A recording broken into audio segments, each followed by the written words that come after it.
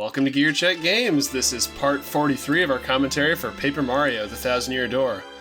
Last time, we made our way back to Rogueport with the final Crystal Star in tow, and, of course, netted ourselves the most fabulous item in the game, the W emblem, changing our clothes to the colors of Wario.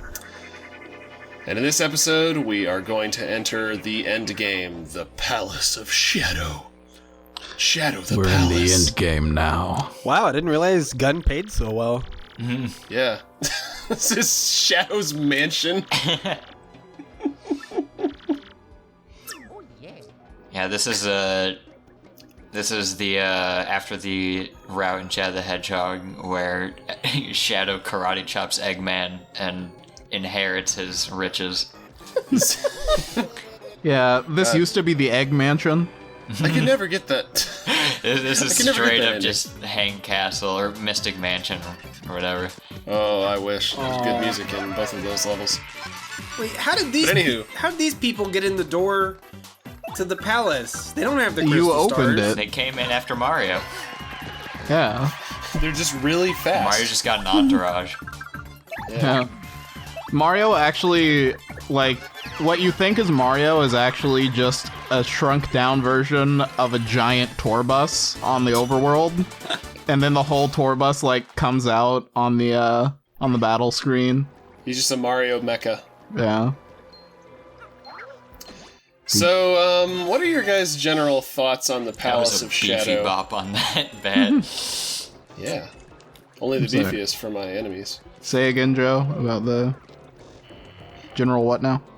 The thoughts on the Palace of Shadow as a final dungeon. I mean, it's an intimidating final area. It does its job. It's very Castlevania. I was about to say I like the music, but right before I was about to say it, there was no music for like a solid 10 seconds. So. Yeah. Wait a second. Nick likes the music without any words? Yeah, it's nice. It's kind of tough to eerie. make out in this area, but the music. There are two pieces of music that play in the Palace of. Okay, three technically, but two in like the main area. One in the first half, one in the second half, and both of them incorporate elements from the various underground themes from the 2D Mario series. Like especially once we get to the second one, you can hear the bass line from the Mario World underground theme, which is a nice little musical reference. Yeah. Is it But just as far as the Boop, boop, boop, boop. everybody loves it when I hum. But okay, that's enough humming. I was gonna say in regards to the Palace of Shadow itself, it kind of seems like Nintendo has two approaches to designing final areas in any given game. Either it's like in the Wind Waker, I wouldn't say that the final area really qualified as a dungeon, or even really is that difficult. It's just kind of an encore of various things you've seen throughout the game. So, Which, kind of works in its own way, and I understand why they do it like that, because I would like to point out very quickly that Joe could have just killed that Swoobat with Goombella, who would have only done, like, its remaining health and damage, but instead he went for maximum overkill and switched to Vince. Yeah. it was necessary Well, he shouldn't have crossed me. to prove a point? But anyway, in regards to final areas in Nintendo games, I understand the former approach, because, you know, you don't want people getting stuck, like, right at the end of your game. You know, if they've made it that far, I can understand why you would want to make sure that, like, everybody made it to the end, you know, if you're really proud of the ending. Which, in the case of Wind Waker, I couldn't blame him. Yeah, don't want players to get stuck. We'll see that when we get to the final boss. Oh, Which yeah. stuck me as a kid. Yeah, this is kind of the opposite approach, where, and you see this a lot in older Nintendo games, where the final area is basically a gauntlet that, like, tests everything you've learned, like, more than anything you've had to do up to this point. So it's a proper final challenge then. Yeah, it's they really went all out with this dungeon. Like, I got it done in 3 parts, but that's mostly because I just cut out a lot of the enemy encounters.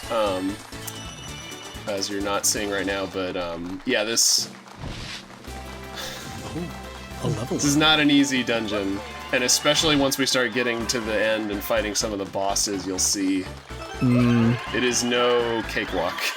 Wario They were leveled basically up. like, if you made it this far, you're gonna have to pay attention to get through this. Joe, did you figure that if you talked over it, Dan wouldn't notice? Talked over what? Oh, nothing. Getting HP? Yeah. Well, no, I knew he was gonna notice. I just wasn't gonna acknowledge I it. just don't care. Yeah. Screw him.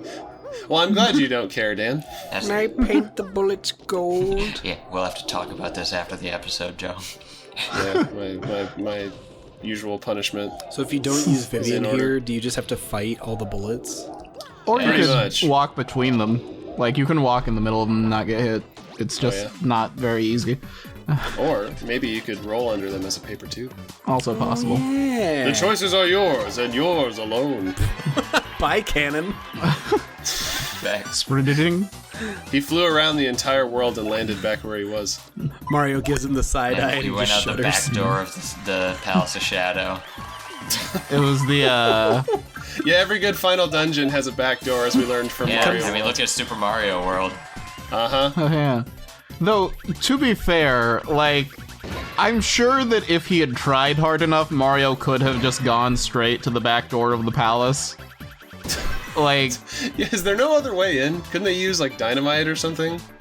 Or bobbery? We're making a question mark? Maybe. Well, I didn't know what to draw. I'm sorry. Sue me. well, you drew half of it. Drew a heart. Yeah, a really long heart. Yeah. Yeah, the nobody symbol from Kingdom Hearts. Oh, God. Oh. So that was some bad luck Wait, no, right there. the nobody symbol is upside down. The heartless symbol. Speaking of Kingdom Hearts, we got stained glass. Oh, yeah. And the rose from Beauty and the Beast. Oh boy, all or nothing. Yeah. Yeah, this is an interesting badge. I've never used it, but basically makes it so that if you get your action commands right, you do like more damage than you normally would. But if you get them wrong, you don't get any damage. So See, I feel like it's a good, I was... It's a good tool for people that are like Speedrunners? consistent and confident in their ability to like hit the action commands. Because it's just Yeah. like, if I remember correctly, it's basically, if you're consistent with the action commands, it's basically power plus, but for less BP. yeah. I was hoping that it was gonna be like 50-50 chance that for any attack that hits you, or for any attack that hits anyone, It either does no damage or it either kills does you. no damage or insta kills. Jeez. But then if you super guard, you know, you avoid that calculation. You always go for the bobbery. It's like a... It's like a... when I was playing one of the DS Castlevania games recently, and there's a ring in that game that just massively boosts all of your stats, but it makes it so that if you get hit, you instantly die. Oh, jeez. Yeah, it's called the Death Ring. See, I love that Aptly named. concept. All the I rings would are based never. on tarot cards. Oh yeah, that's fun. I would never like use it, but I love that concept. Oh yeah, I never used it because like, oh my god, so many things Yeah. hit you in that game, but I love Wait. nice little fun weird things like that. Just Wait, like that works? insta kill badges, but they also insta kill you. I guess to get a little more specific on the difficulty of this dungeon, it's really a combination of things. Just the fact that it's really long. Like, this area is exponentially longer than any other area. Like, a lot of the other areas are long because they send you back through them multiple times, but this is pretty much just a straight shot to the end of well, more or less unique content. There are a couple repeated rooms, but we're not gonna pay any mind to those. I can't help but feel that I've seen this all before. Yeah. so fun fact about this room, the previous, I think 2 times that we've had this scenario, they just like push you back to the back of the room and toss you out. But Yeah. this one, they push you to the middle of the room and just like crush you to death. Oh my god, really? Yeah, if you get pushed all the way to the middle of the room, then they just like crush you and instant game over. Oh my god, I had no idea. Supernova! So here's the final special move in our arsenal, Supernova, and we're going to be using what this attack a does lot. is that it summons Neil deGrasse Tyson to mansplain himself at the enemy until they leave in boredom. The deadliest attack of all. Yeah, basically just mash it. It's basically Bombast, but with a couple extra levels to it. So yeah, be careful with your button mashing here. You're gonna give yourself carpal tunnel. I can't believe you missed the opportunity to say that he deGrasse-planes himself. You'll get Nintenditis. Oh, the Pulaski. I've been looking for that. Yeah, I've been trying to make my way to that county all day. You got Mario's house key. So there it was! It's always in the last place you It's look. been missing for 1,000 years. Mario? Wait, booze Yeah, sheet? what if the treasure in the treasure at the end of the $1,000-Year Door was that the great treasure was just like the other sock that Mario lost 10 years ago and he could never find. Finally, I can match again. I've been wearing one sock this whole time, Peach. Why doesn't he just go get a new sock? You have any idea how hard it is to make it as a plumber in the Mushroom Kingdom? I mean, there's not a lot of competition. It's all the same family. But nobody needs their pipes fixed. All of the pipes just go places. I mean, isn't that how pipes work in the real world too? Well, yeah, but like, usually to a sewage treatment plant. These go to other kingdoms. Maybe just because they're so well maintained. Mario always has work because they're always having him work on them, even if they don't really need it necessarily. He's just keeping them nice. I like to think because they are, like, transportation routes, I like to think that he's the one that fixes those. So he's actually kind of like a genius, because he's like a... like an engineer of like squishing people down to like tiny pieces and like the Futurama pneumatic tubes. The only tubes. reason that Mario's hailed as a hero in this world is because they just happen to have a whole like system based around plumbing, but they've never heard of a plumber before. Hold on. No.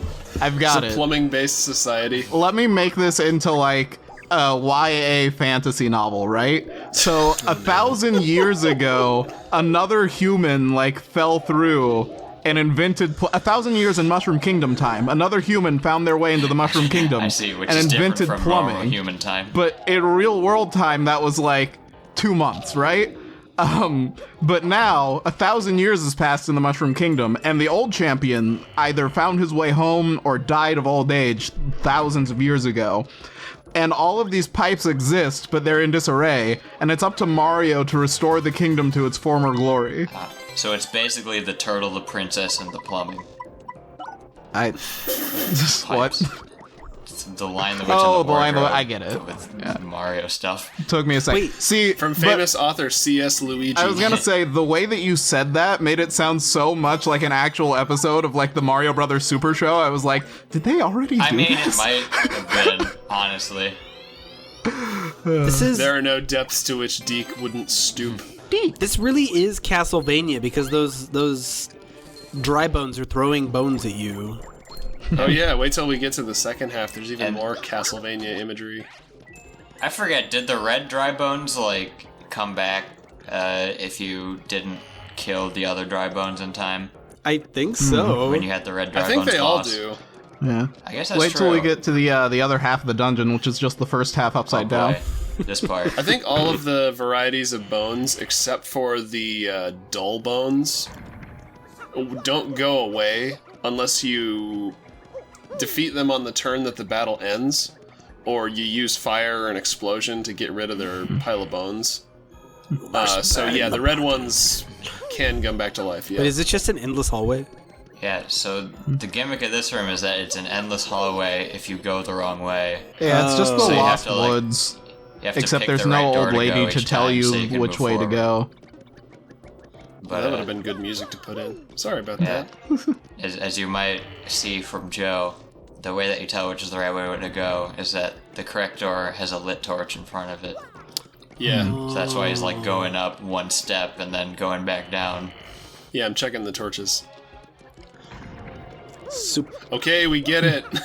I don't remember if something in the game specifically tells you to watch for the torches, or if you just have to figure it out. Because I remember being stuck on this room for a bit when I was younger. I'm guessing Goombella will probably give you a hint if you talk to her in these rooms. Like if you get stuck for too long or something? Or... But no, if you have to talk to her. Oh, right, yeah, Goombella can just give you hints, can't she? Yeah. You go all the way back to the fortune teller to figure out how to get through. Hey, Marley, I'm stuck. That's the other thing that makes this dungeon tricky is that you got to make sure you stock up on items when you go in the first time, because otherwise you're going to have to walk all the way out. And like I said, this dungeon is basically just a straight line. So... Ooh, a button. Make sure you've got plenty of Ultra Shrooms, plenty of Jam and Jellies if you're not feeling confident when you come in here.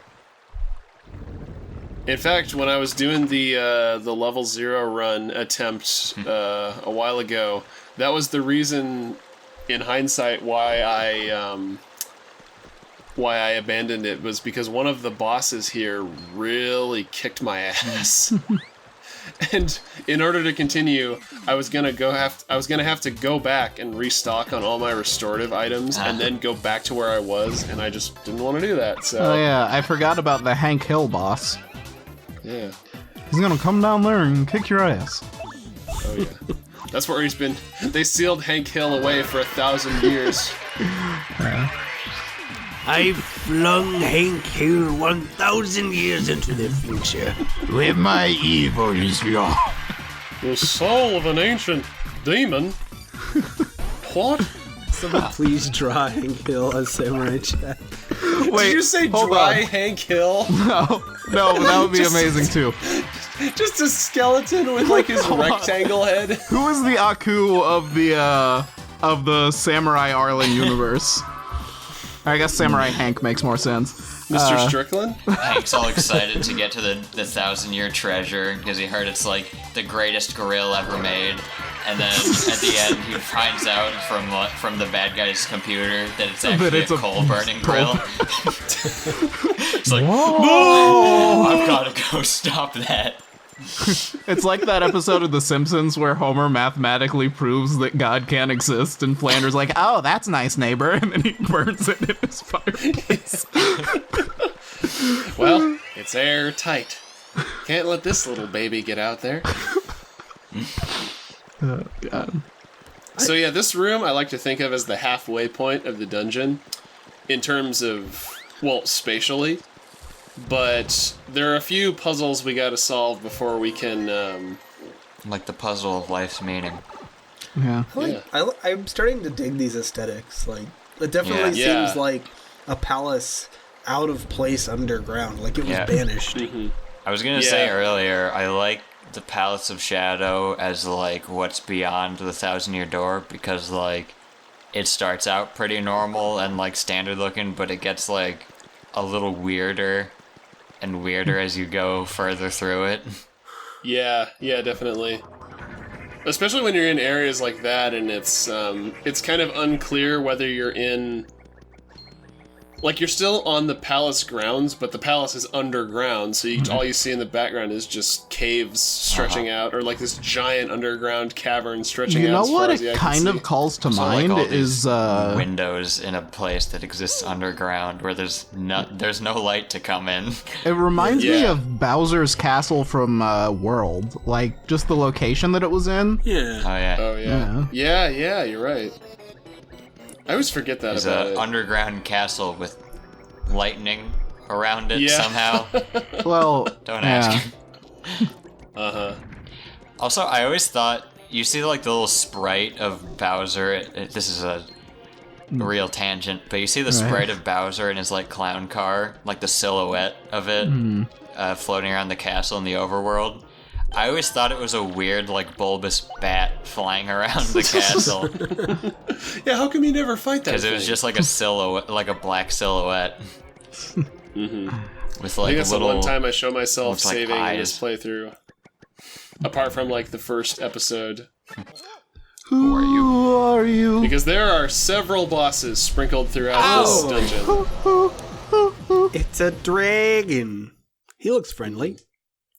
It's the guardian of the Palace of Shadow, Yeah. Spooktail. It's the Guardian of the Palace of Shadow, the Who. Anyway. Ooh. And they must have had to shell out a lot of money for this soundtrack. Come back next time and we'll fight the dragon. Goodbye. Wow.